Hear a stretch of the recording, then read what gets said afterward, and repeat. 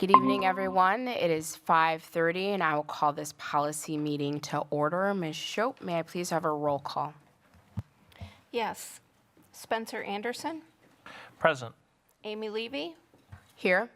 Greg Schneider. Present. All members are present. Thank you. Is there a motion for the approval of the agenda? So moved. Second. All right. There's a motion and a second. Is there any discussion? Hearing none, all in favor, please say aye. Aye. Aye. All right, that motion passes unanimously. Next, we'll look at the minutes. I have a couple adjustments.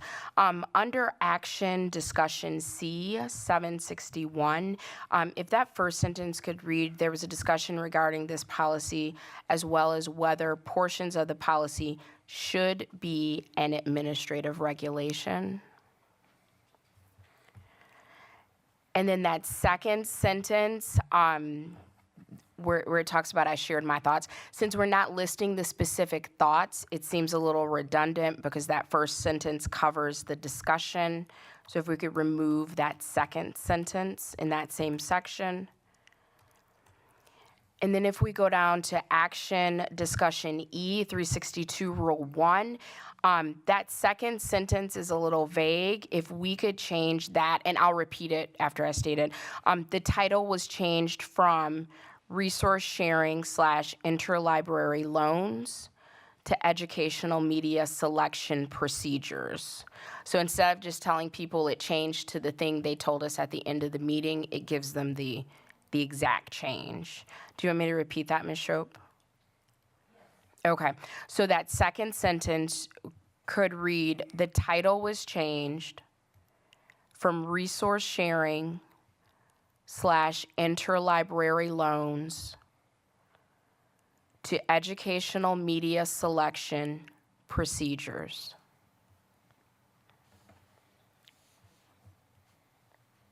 And thank you again to the team for finding that.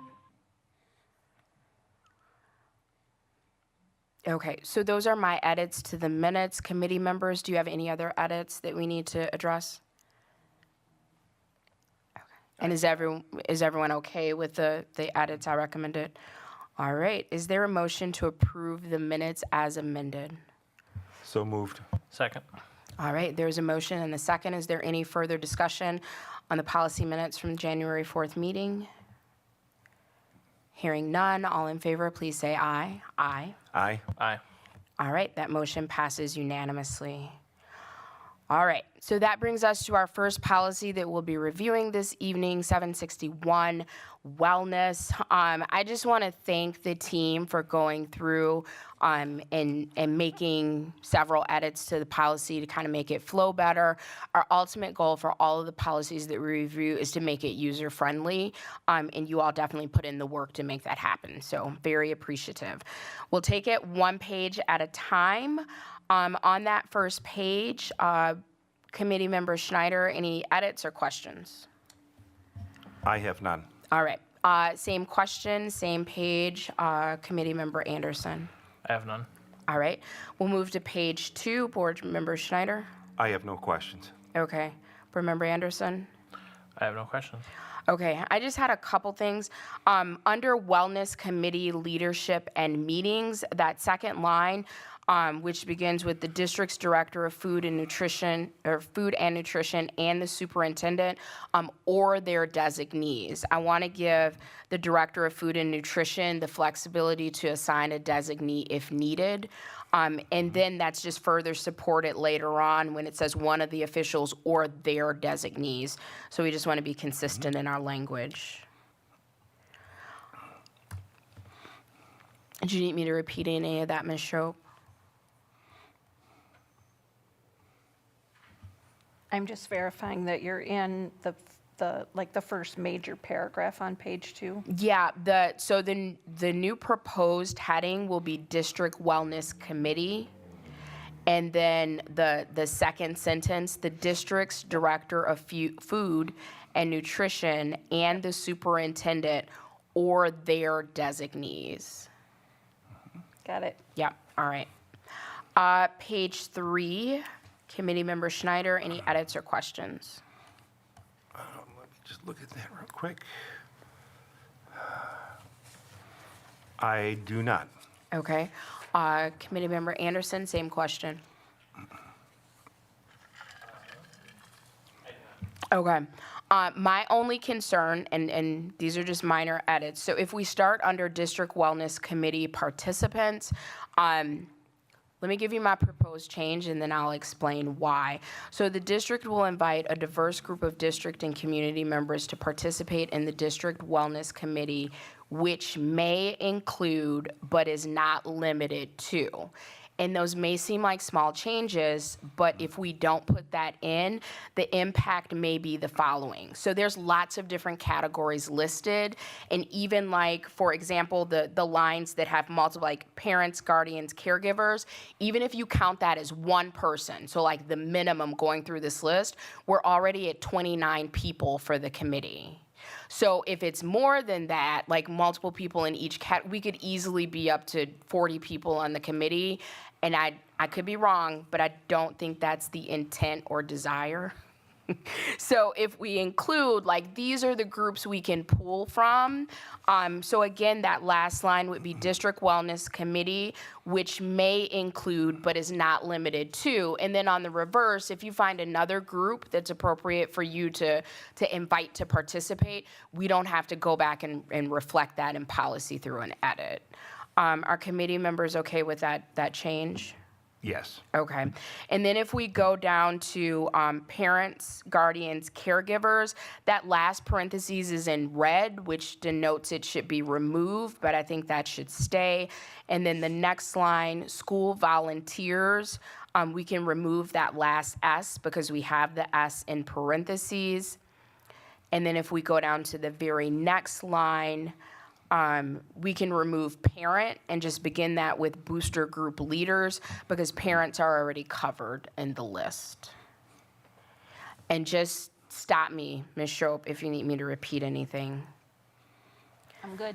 All right, perfect. And then when we go to the next header, implementation of wellness activities, school health advisory councils, or the SHACs, kind of that third line from the end, I'll go to the beginning of that sentence. The SHAC representatives will serve as a communication link between their schools and the District Wellness Committee and will report on wellness activities and policy implementations in their school. I'm not sure why environment is there unless it's meaningful and it's just not obviously clear to me. Are we okay with omitting environment? Is there? Thank you. Okay, thank you so much. All right, is everyone okay with that omission? I'm gonna take your silence to mean yes. And then if we go down to the last section, standards and guidelines for school meals program, that second bullet point towards the end, if we could just capitalize F, Healthy, Hungry, Free Kids Act of 2010. All right, so that brings us to page 4. Board Member Schneider, any edits or questions? After this copy.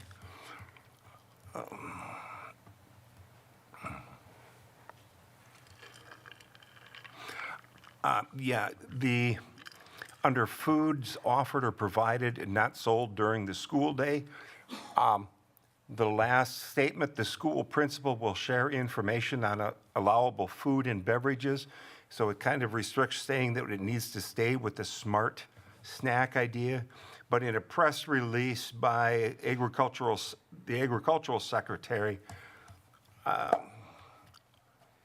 he stated, flexibility for important traditions, preserving the ability for parents to send their kids to school with homemade lunches or treats for activities such as birthday parties, holidays, and other celebrations, and allowing schools to continue traditions like fundraisers and bake sales. Which that statement in that press release then contradicts the statements that are here. I understand that the goal is that we want to keep the smart snacks, and that's what we want to encourage. But it does allow for keeping those traditions as they have been. So I think it's more clear that what you're providing, like what the district is providing. You know, what the food service management company. or the- I'm sorry, could you, or bring the mic to, yeah, we just want to make sure that we can capture the recording. Thank you. And feel free to take the mic to the table if it'll reach, if that's more Sure. convenient. I don't want to upset Brett and tear anything up. Okay, so yeah, I think that the intent is what we're providing as a district and what the food service management company would be providing. Well, no, it does specifically say parties, celebrations, so allowable foods and beverages, parties, celebrations, so treats that students would bring in. So would the committee be amenable to putting in an exception and using the same language from the press release? How does the I mean, team feel I about that? feel like that would be fair. Okay. Okay, so let's just read that last sentence again, and then Greg, I need you to pull that information up because you are gonna help Ms. Shope with the wordsmithing. So the school principal will share information on allowable foods and beverages, party/celebration ideas, and managing food allergies with teachers, parents, guardians, caregivers, and classroom volunteers at the start of school year and be responsible for education and enforcement. I think that the end of that, we could tack on Right. this, and then leave it to the discretion of the building principal. Right. And the press release lists it as flexibility for important traditions, preserving the ability for parents to send their kids to school with homemade lunches or treats for activities such as birthday parties, holidays, and other celebrations, and allowing schools to continue traditions like fundraisers and bake sales. Okay, just my 2 cents. I don't think we need to include school lunch because I don't think this policy reaches to school lunch. So I think we're good there. And then fundraisers are already covered. So I think we're good with not having that. But I would like the portion on bringing in a treat for a celebration. Is everyone, okay, I'm seeing Yep. heads nod. Right. So could you pare it down to that portion and then reread that for Ms. Shope, please? Okay. And just let us know when you're ready, Ms. Shope. This is gonna go at the end of the 4th bullet point under the header, foods offered or provided, not sold during the school day. And it's flexibility for important traditions, preserving the ability for parents to send treats for activities such as birthday parties, holidays, and other celebrations with their child to school. Can we, and then just put parent/guardians, Yeah. and then change child to student, because it might not be their biological child.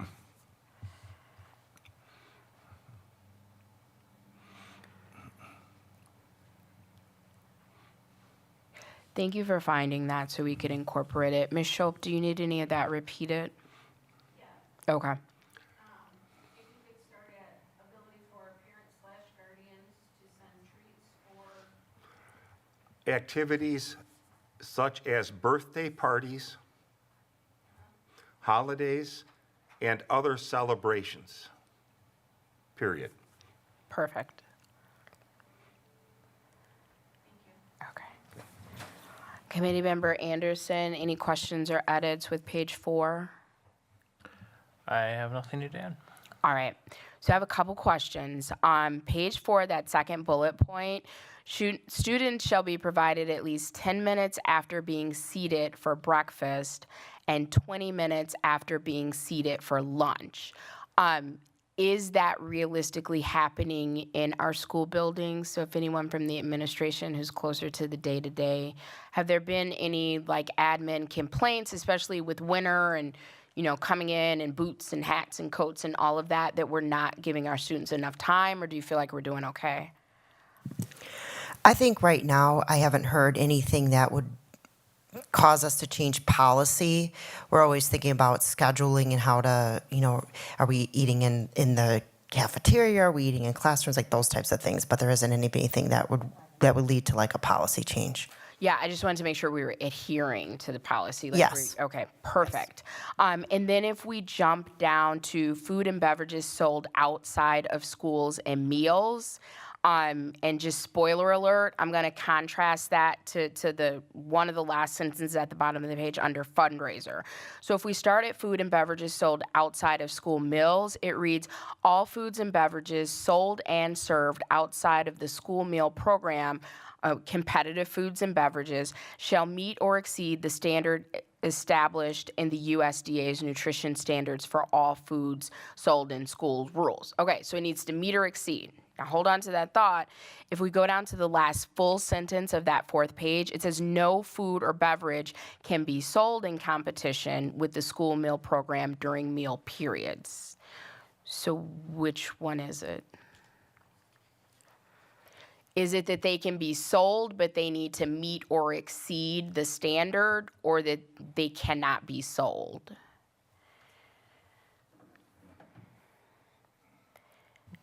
And if you want to kind of think about that for a second, I have a couple other questions, and then we can loop back to that. And so one of my questions when I read that first statement before I got to the bottom one is there a time frame for this rule, i.e. like candy, and then it answered it when you go to the top of the fifth page, and this, I'm bringing this up because it may impact your response. So if we go to the top of the fifth page, selling food/beverages 30 minutes after the final bell is allowed. So what is the message? Is that we can't have competing foods sold, or we can, but they need to meet the criteria?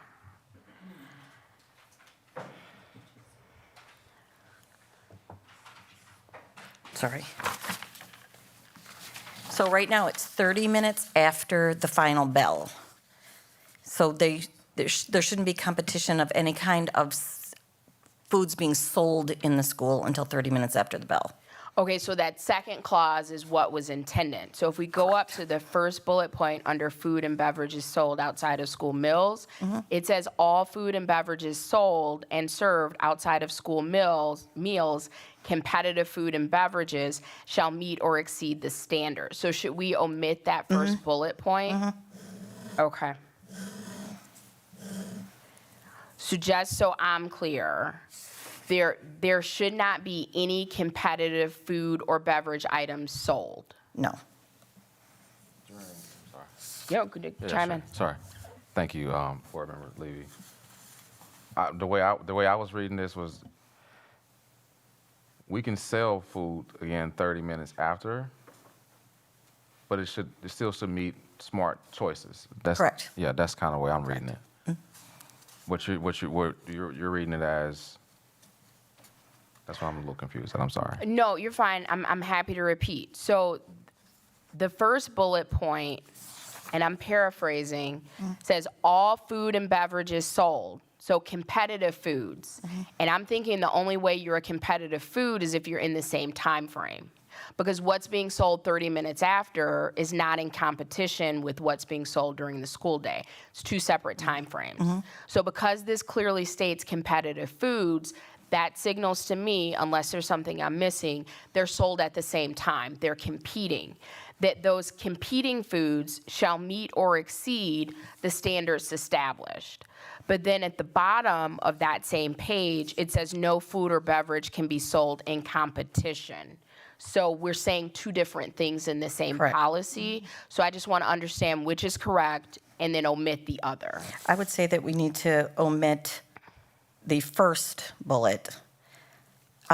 Typically what happens after 30 minutes after, that would be where the booster club would, and fundraising and things like that. I don't think that we can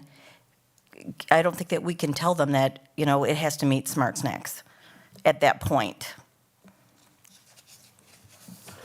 You're saying. So I think I see what you're saying, Board Member Levy. I agree with your statement now. We should, after 30 minutes, they can sell, be honest with you, whatever fundraiser they have going on at that time. But you can't sell during The school day. the school day or during lunch hours and that type of thing. Correct. Right. So just so we're all clear, we are removing the clause that talks about competitive foods need to meet or exceed the requirements because no competitive foods are allowed. Correct. Awesome. All right. And if I may just, Yeah, absolutely. Kevin Levy, I agree with what Dawn Smith was just saying as well, that yes, the way she worded it and the way that we just worded it is absolutely correct. So I just want to be in agreement with what she had just stated. So thank you. Mr. Levy, welcome. I didn't even know you are so small on my screen, I didn't notice you. So thank you for jumping in. Committee Member Anderson, go right ahead.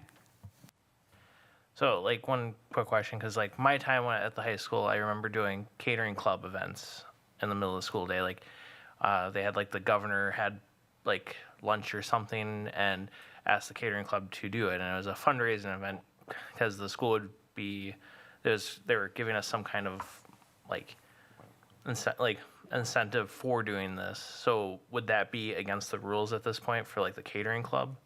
If they had an opportunity to have some kind of, like, food service event in the middle of the day? But are you selling the food? I think that's the distinction. Was the food being sold? I would say in a way, because it's like the school, like the school is paying the kid, like the club for the like service. See, I would see that, and correct me if I'm misinterpreting this. I see for sale is like you're selling it to students, you're selling it to staff, not you're purchasing the material so students can participate in this activity. Am I understanding that correctly? Okay, so the item that Board Member Anderson is talking about would be permissible. Correct. And part of that too is it was catering. And, you know, most of the time that we did that, it was catering to adults. Yeah, I just wanted to make sure, because like I want to make sure like someone that, Well, we would still encourage that. cool, because yeah, someone that did the catering club and was active in it, I just want to make sure those kids have the same opportunities I had. Yep, I was there. So give the food Good away, evening. don't I sell could it. jump in too. Oh, please. This is Jill Cameron Davidson. I'm sorry, I'm joining you remotely. I'm on vacation this week. But the school curriculum type things and that are exempt from this. So we are not saying that you cannot bake things in class. You cannot do things in curriculum type things or what's happening with the catering club kind of stuff. So those are not covered by that competitive food type rule. Okay, so I think that the prudent thing to do would to be include a sentence to just be very clear about that. So Jill, I'm gonna call on you to help us craft that. I'm just trying to see where the best place to put that. Because it's not sold.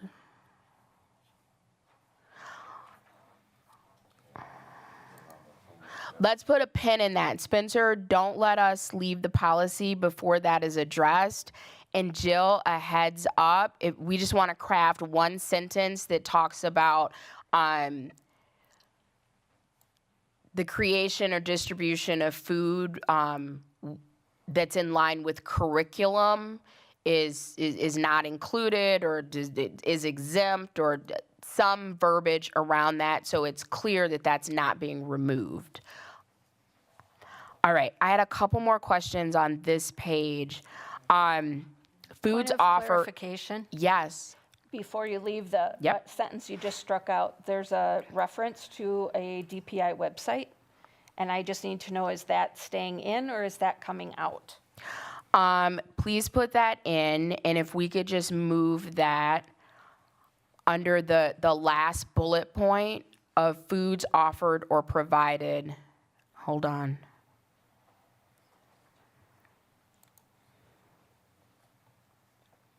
Let me think about that for a second. Okay. So this is about the nut allergies. About the smart snacks, and, I mean, it's their verbiages in a nutshell. Okay, It's so let's basically- do this. Let's move that under the last, but because ultimately this policy says that the school principal is tasked with explaining this, the education of it. So I think that unless someone has a different suggestion, that would be appropriate under at the end of the last bullet point, under foods offered or provided not sold during the school day. Although, I'm sure it provides for things that are sold and not sold. But we're removing that bullet point, so there's nothing to attach it to. Oh, let's just move it to the next bullet point.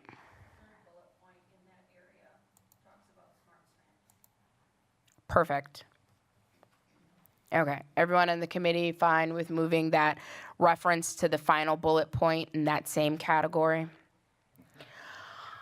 All right, I'm glad my youngest isn't here because I'm sure she would be upset by this one. All right, food offered or provided not sold during the school day. That third bullet point, food rewards or incentives shall not be used to encourage student achievement. My kid gets more candy at school than she gets anywhere else. So my question is, that just falls under the principal to reiterate that? Like, I know it's written down on the paper, but what's the practicality of enforcing that? What are the expectations? The expectations is that we don't want to make this a reward for food, whether it's candy or anything. To be honest with you, we want students to chase learning, not feel like, okay, if I want this learning if I get this piece of candy or something. I totally agree. So- I'm just telling you, that's not what's currently happening. So I think that'll fall into the principal's responsibility piece. In this case, we just have to reinforce the idea that we don't want rewards being for food. Okay. That's the policy stance. Awesome. And then my final question on this page is under the fundraising header. It says the district encourages fundraising activities that support local businesses. I'm assuming we want to support school-sponsored organizations and athletics, co-curriculars. Am I missing something? So when I read this, I was thinking, like, what if we have, like, fundraisers that support, I'm going to use this as an example, like Run for Leukemia or, for certain causes. Those are, I don't know. That's kind of what I was thinking. And yeah, like Jump Rope for Heart is another example. So unless I'm missing the intent, which I don't want to change the intent if it was something different, is it more appropriate to say the district encourages fundraising activities that support co-curricular activities, and give me a name for what you just described, Dr. Garrison? I would say something like, Community relevant events, or? because they're really, those, to me, those, like I said, Jump Rope for Heart, these organizations, they support a lot of things. I don't know. That's a good question. That's why I was.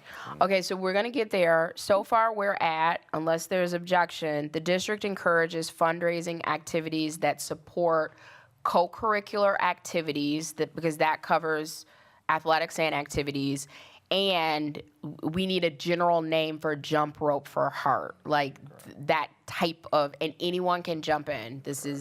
We're in this together. Something like charitable causes or activities that promote Charitable causes. Are you okay with that, Dr. Garrison? 100%. Awesome. Thank Who you. said that? Who said that? I think it was Jill. Jill, thank you. Yeah, it was Jill. I'm sorry. Thank you, Jill. Awesome. Who's on vacation? Right, even better.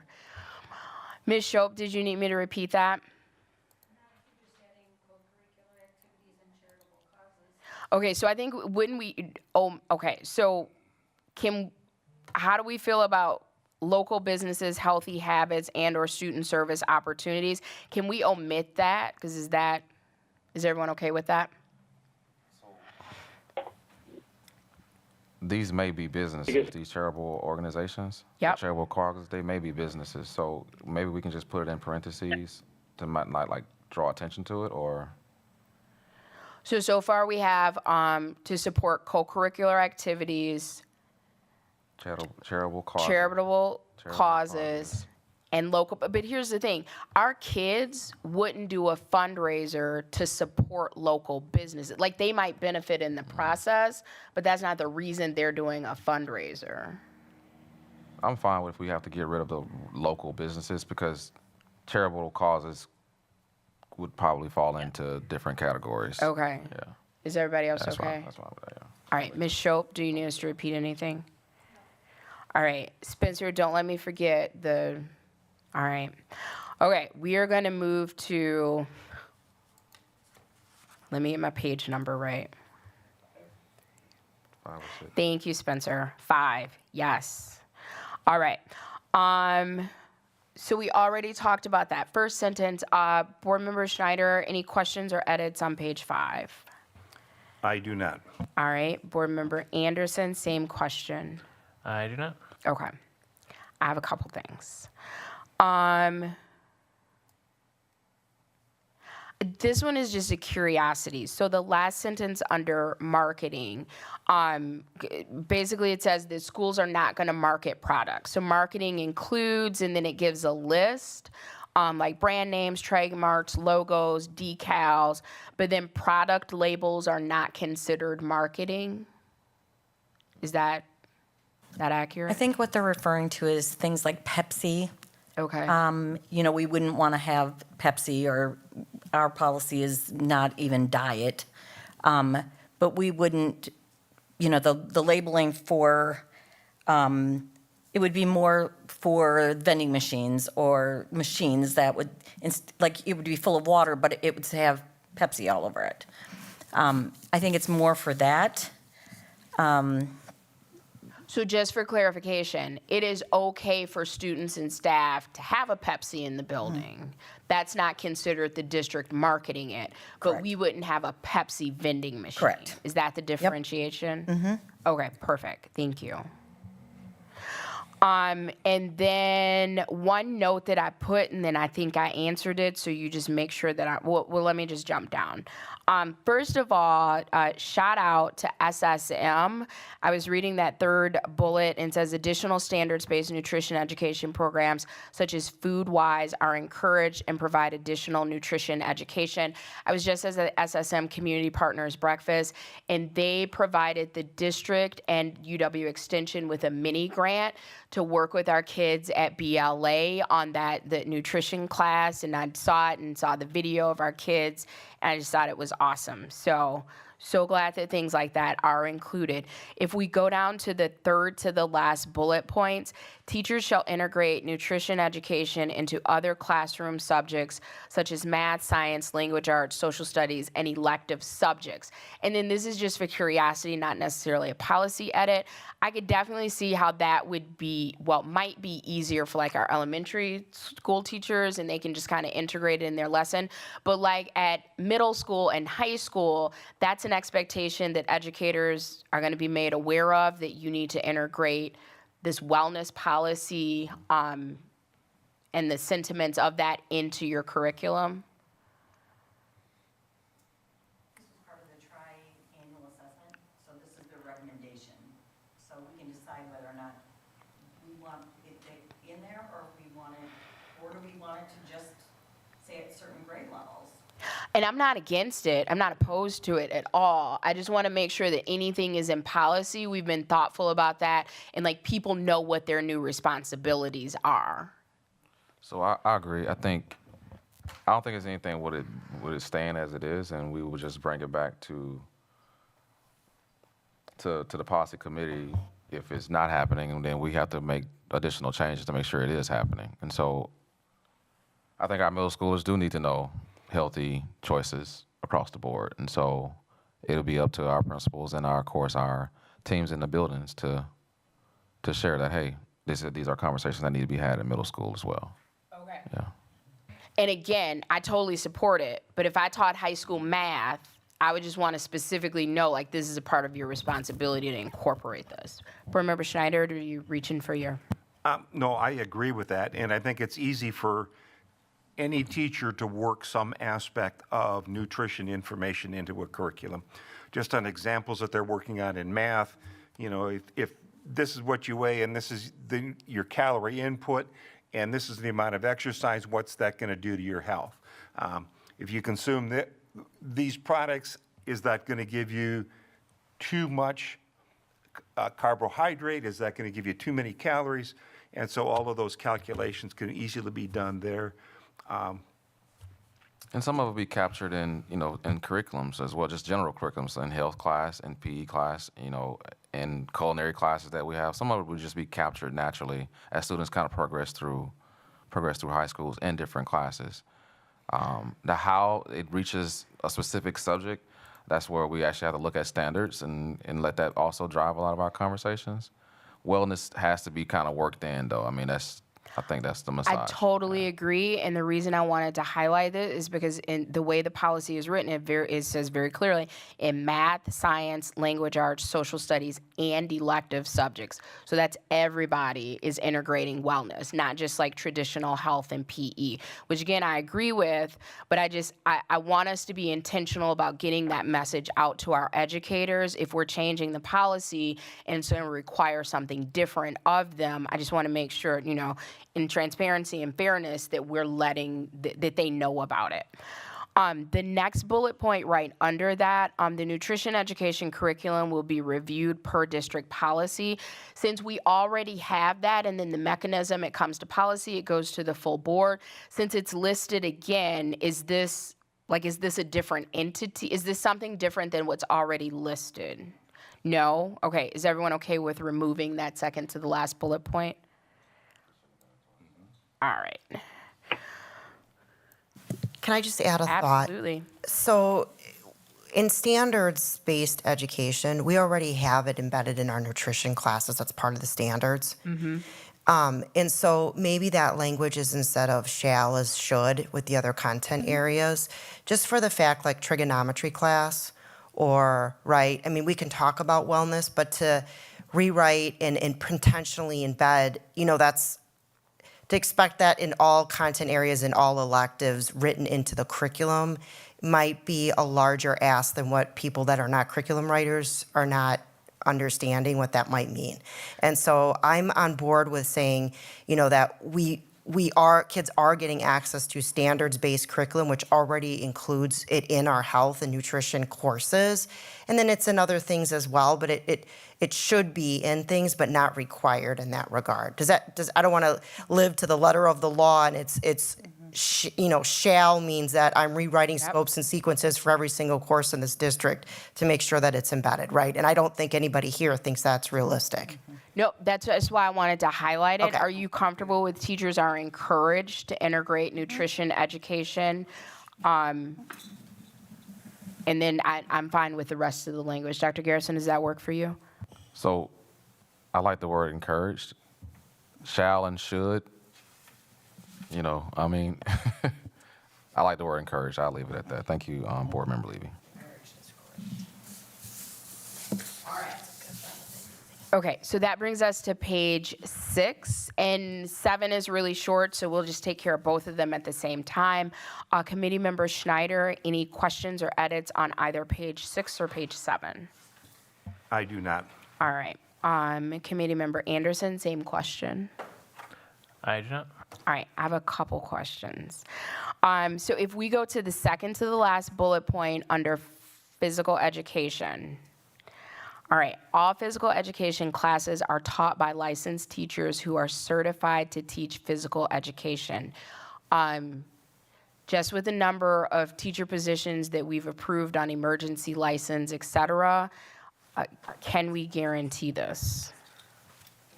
I don't know if we can guarantee because stuff happens throughout the entire school year Yeah. randomly. So Are you more? It's in our best interest that we would have a licensed teacher. You know how I feel about licensure, so I'm not going to get on that soapbox. Because we are efficient and effective in policy. Are we more comfortable with every effort will be made That's fine. to staff physical education classes with licensed teachers who are certified to teach physical education? Every effort, yes, ma'am. Okay. So Ms. Shope, again, the second to the last bullet point under physical education, every effort will be made to staff physical education classes with, and then licensed teachers. Thank you. And then under social, emotional, and mental health, same concern. The district will ensure all students have access to credentialed school counselors and psychologists who, and I'm less familiar with the counseling and psychologist portion of the district with as far as licensure. Is it impacted the same as our teaching staff, or are we comfortable with leaving that the same? Do we need to do the every effort clause? Every effort clause. Okay. So Ms. Shope, every effort will be made to ensure all students have access, and then we'll get to the end. All right. Next item I wanted to highlight, healthy school environment and other activities that promote school wellness. Second to the last bullet point under that header, the district ensures safe and healthy school environments for students and staff, including district transportation, environmental health, including allergens. And I was going with it until it got like specifically to allergens. We know we have a heat concern at Beloit Memorial, for example, on the 3rd floor. So how does the committee feel? Because this says ensure, and then it goes to list the things that we ensure. With heat levels that high, and I could be overthinking it, so I just want to say that. And then also comments that we have heard a couple times in public comment about environment in classroom. I just want to make sure that we are not approving a policy that we may be already out of compliance with. Dr. Garrison, your feedback. Yep. So we are working towards rectifying some of those same things. I believe we are moving in the direction of correcting all of the wellness in our buildings, whether it be from air quality, heat, X, Y, and Z. And so when I read this, it's also in good faith that that's what we're moving towards anyway. I respectfully disagree because I'm a stickler for words and their meanings, and it says the district ensures. So I would be more comfortable, and I'm welcome if anyone disagrees, the district is making every effort. Because for me, I think that speaks to the transition we are making towards the things that are described in this policy. Does anyone else have a different opinion? So what I'm proposing is the district will make every effort to ensure safe and healthy school environments and then keep everything else the same. And I am comforted by exactly what you said, that we are addressing those concerns. And very soon this will be a totally moot point. It makes me uncomfortable because we're not quite there yet, but this policy reads as if we are. All right, so is everyone, does that work? I hold to the will of the board. Yield. Sorry, I yield to the will of the board. Me too, Dr. Garrison, me too. All right, so Ms. Shope, we will make that slight adjustment under that bullet point, the make every effort. So that brings us to the end of the wellness policy. And again, thank you to the team. I can definitely tell the edits you went in and made to streamline it and make it more user-friendly, and that is much appreciated. With that being said, is there a motion to approve Policy 761 with the edits that were discussed to move this on to the full board for a first reading? So moved. Second? All right, there's a motion and a second. Is there any discussion? Hearing none, all in favor, please say aye. Aye. Aye. All right, that motion passes unanimously. All right, that was our toughest lift tonight. So here we go. That brings us to policy 362. And just for those who are hopefully following along at home, there weren't any recommended edits by the administration, but we like to review policy as they come in a group because one edit to one may impact another. So Board Member Schneider, any edits or questions on policy 362? No. All right, Board Member Anderson, same question. No. All right, I don't have anything either, so we'll hold it so we can approve that as a group. That brings us to policy 362, Rule 1. Board Member Schneider, same question. No, I have no questions. Okay. Board Member Anderson, same question. I know this will probably get caught, but just because it's something that just kind of bothers me. But the for like item 4, like the font size is different, and then also the last at the very bottom, that font size is slightly different too. Okay, so hold on. Let me back. I should have. It's like you're in my head, Spencer. Okay, so let me read my note. Please note that items in red are recommended for removal. I want to be clear because other policies, the items for removal are red with a line through them. So I didn't want anyone to be confused by that. Also, please make sure the font is uniformed. And Ms. Shope is giving us the thumbs up and a hand nod, so she's on it. So we're good, Spencer. So if I can just make a quick comment. Yes. Board Docs has been making changes to their editing side of things. No Which has been strike-throughs? driving Donna and I nuts. And so I finally called them because I'm like, what is going on? And they're like, well, so we made these updates and they're not 100%. And so we're making more adjustments to it. You'll get another couple of fixes. So they are making changes so that it will show the crossouts again on the Okay. red, because more than us were the complaining. And because right now what I have to do is I have to go back after we've done that, and then I have to go out and I have to do strike Don't do through. that. We'll deal But- with red. But Yes? when I go to do that, I can't see what's red. No, okay, So I'm it's gonna been- encourage you It's to been a nightmare to do it. but invest your time somewhere We've been trying else. to do it, so I apologize that I missed some, but, and then the font thing, it's like, it changes on us and stuff, and we've had spacing issues too when we save it, it changes. So not to make excuses, but we will make sure when it is all said and done that it is pretty. Perfect. I'm a fan of pretty. All right. Number 3, it says, and help me, librarian, book requests from schools will review. Should that be media request? And the only reason I say is because where we had book before, we've changed it to media request. So I just want to make sure we're being consistent, and that's what you want. Yes, media would be better because then Okay. everything is a paper book. Perfect. So number 3, we'll just change that. Instead of book requests from schools, will be media requests from schools. All right, so that brings us to policy 362.1. Board Member Schneider, any edits or questions? I do not. Board Member Anderson, same question. I do not. I don't have anything either, so that brings us to policy 362.2. So Ms. Moratek, I'm going to lean on you because we held this so that you guys could do a specific check. So in my notes, I said, would the administration like to begin by providing an update on item 4?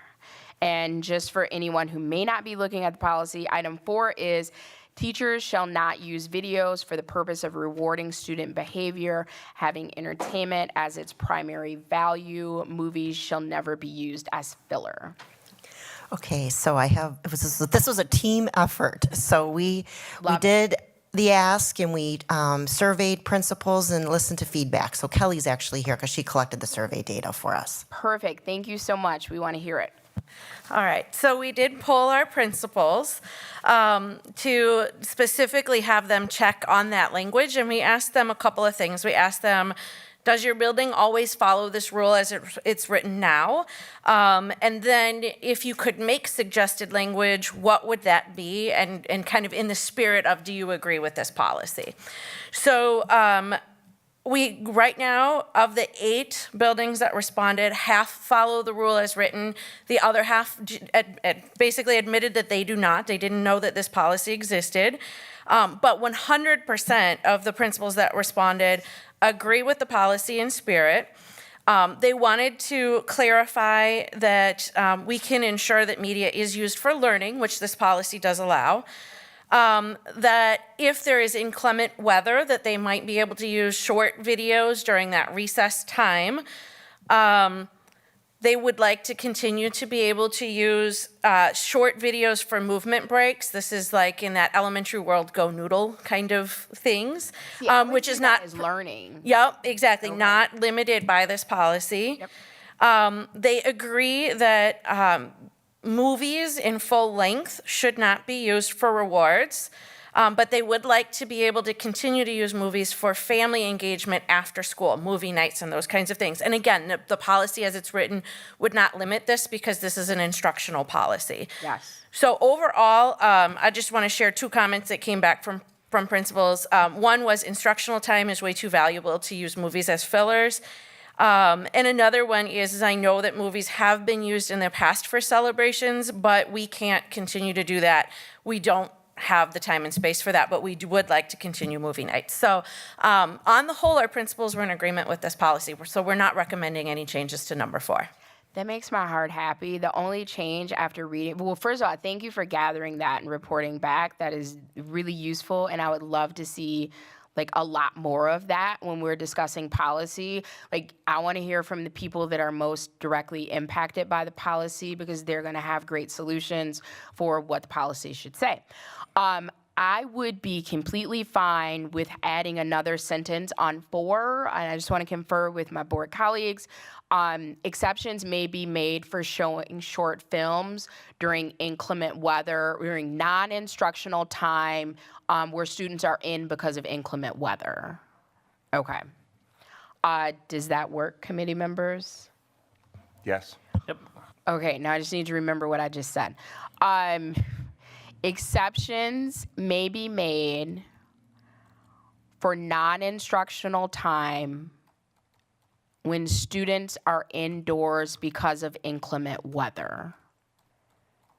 And then just exceptions for using short videos may be made for non-instructional time when students are inside due to inclement weather. And Ms. Shope, let me know if you need me to repeat that, please.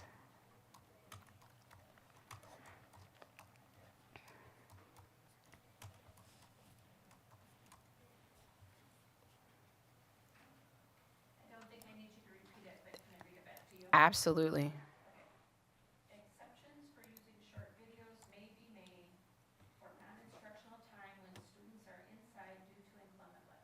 Perfection. All right. And then that second page,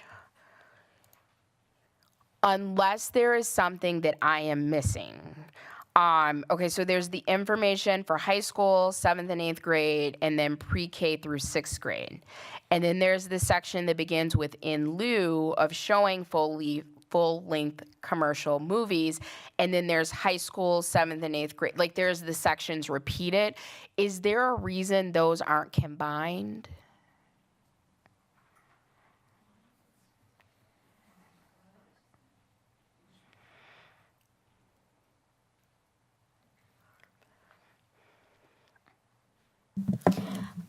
My understanding of it is that they could use a short part of a movie that is beyond the normal rating as long as the section of the movie would qualify as PG.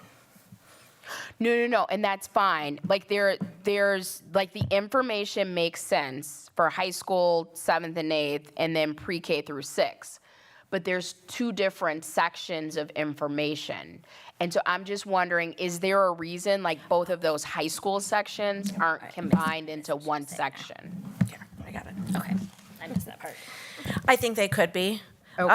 If you're looking, I think the top section is really setting the notice to parents and the rating system. I think if we kept the paragraph on in lieu of showing full-length commercial movies, teachers are encouraged to show selected excerpts. I think that language is still helpful, and then I think you're right. I think the language underneath that is redundant, Okay. where it repeats high school, 7th and 8th, and pre-K 6. If I may. See, hold on 1 second, then I'm coming right to you. See, I thought it was different. So this is what I'm thinking. Like the in lieu of showing full length, move that paragraph to right under the first paragraph under, oh, I just lost it. Put that right above the first high school header. And then it says high school. And then we pull that information under the second high school header, and then do the same for 7th and 8th and then pre-K. Just add that to the end of the last section. Ms. Shope, were you going to recommend something different? No, not a recommendation, but I was going to say at the beginning of number 5, it's talking about allowing a teacher to elaborate or enhance curricular content showing a full-length movie. And then there's the paragraph farther down that says, in lieu of showing the full-length movie, and then repeats the high school 7th and 8th and pre through 6, which is why I think it's on there twice. Correct. So I think the two segments are really saying, if you're going to show a full-length movie, these are the requirements, right? If you're showing a film that is tagged to a book that we're reading, these are the requirements. In lieu of that, we'd really like it to be shorter, and then we list almost exactly the same requirements. It's like sort of a shortened version of those requirements. I do think that there's opportunity for them to be combined. So would you be okay with keeping the in lieu of after the first set of high school 7th and 8th and pre-K through 6, and then omitting those set of statements, like the second set of high school 7th, 8th, pre-K through 6? Yes. Okay. Does that make sense, Ms. Shope? Yep. Committee members, is that okay? Yep. Okay. All right. Oh, so one other edit that I want to recommend. Okay, so we got all that cleared up, and then the section that says student videos or movies must be made under strict guidelines and must be previewed before being shown in any district class. I would like to add, or outside of the classroom when representing the school district of Beloit. So for example, if our students are making a movie and it's gonna be shown somewhere else, like presented to people. Committee members, are you okay with that inclusion? And Ms. Shope, I'll repeat that. So must be previewed before being shown in any district class or outside of the classroom when representing the school district of Beloit.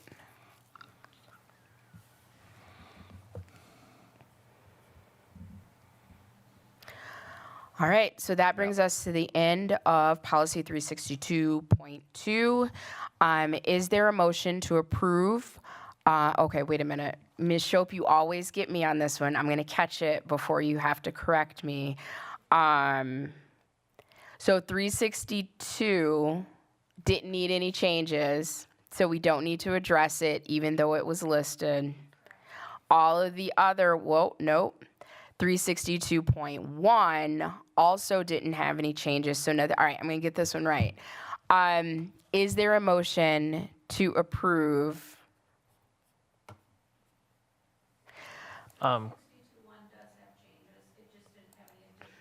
Yeah. Oh, okay, thank you, all right.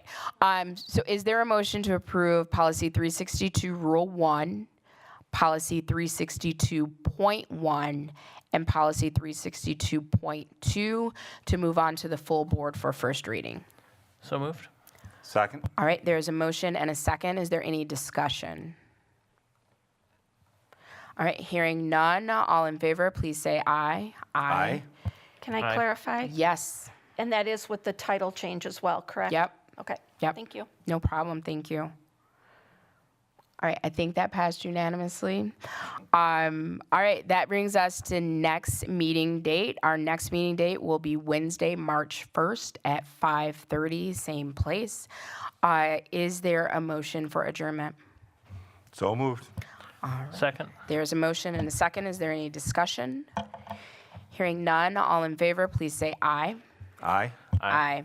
All right, that motion passes unanimously. We are done in exactly 1 hour. Great work, everyone. Thank you so much. Thank you. Hey, here to help.